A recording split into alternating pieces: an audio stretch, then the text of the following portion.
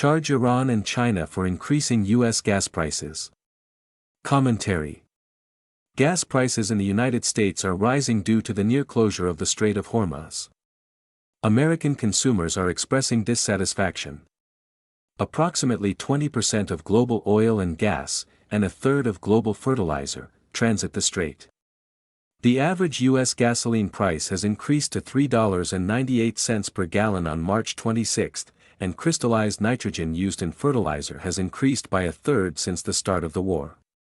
Iran has almost 172 million barrels of oil, about 2 months' worth of its production, stored on tankers at sea. On March 20, Washington issued a 30-day sanctions waiver on this oil to get it released into global oil markets. The hope is that the release will at least slightly decrease the global price of oil and gasoline, trickling down to the United States and thereby decreasing inflation. However, China is the main buyer of Iranian oil and is likely to benefit more than U.S. consumers. The oil is held in a vast shadow fleet that stretches from Iran to China, and the U.S. waiver only lasts until April 19. Crucially, it does not relax financial sanctions on Iran, and so does not allow payment for the oil. This gives only a subset of oil traders, for example, those in India and China, a little time to complete their trades using alternative currencies like the yuan, and then offload the oil from the aging tankers by the time limit. The Iranian oil is unlikely to be sold to European and U.S. buyers, though it may free up other oil, for example, in Saudi Arabia and Oman, for sale to the West. There are still reputational risks to buying Iranian oil, even when the United States has waived its sanctions. Major Chinese oil refiners, such as the state-owned Sinopec, stopped buying Iranian oil as early as 2018, when the United States imposed sanctions on Iran. After the waiver, Chinese majors reportedly continue to reject Iranian oil, preferring to avoid shadow fleet oil and the risks of the Strait of Hormuz by drawing on Saudi Arabia's Yanbu port on the Red Sea. Sinopec is also asking Beijing to allow it to draw from China's oil reserves.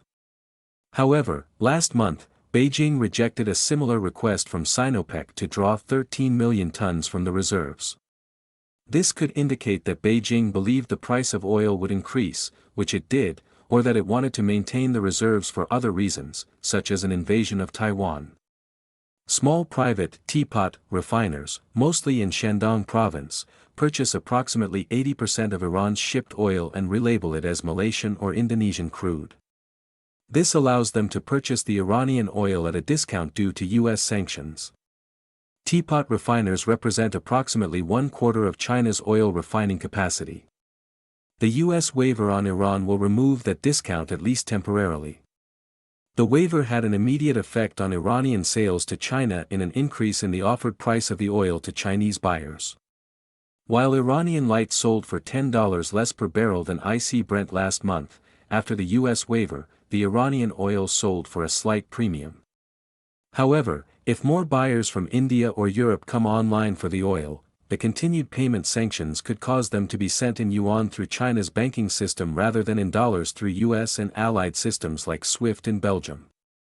This would increase China's centrality to the global oil trade. China would also benefit from the waiver if it allowed Sinopec and other majors to purchase the waived Iranian oil. Another U.S. government program to free oil transits through the Strait of Hormuz that could benefit China is a $20 billion political risk insurance program. As China imports 40% of its oil and about 20% of its liquefied natural gas through the strait, the regime in Beijing would be a major beneficiary unless the program ensured that China were charged market prices, or more, for the insurance. Better options would arguably be to seize Iran's tankers and oil and sell them to cover U.S. and allied expenses for containing Iran. This could require the passage of new U.S. laws, as the sale of one tanker seizure is now tied up in U.S. courts. Over the course of 3 months, the tanker has cost the United States $47 million to maintain. Likewise, rather than offering subsidized insurance to Chinese ships and cargoes for passage through the strait, the United States could charge transit fees, given the costs to the U.S. taxpayer of securing the waterway. Adversary countries such as Iran, China, Russia, and North Korea should never benefit from the blood and treasure expended by the American people to provide global security. They should instead be nickel-and-dimed by that security until they democratize.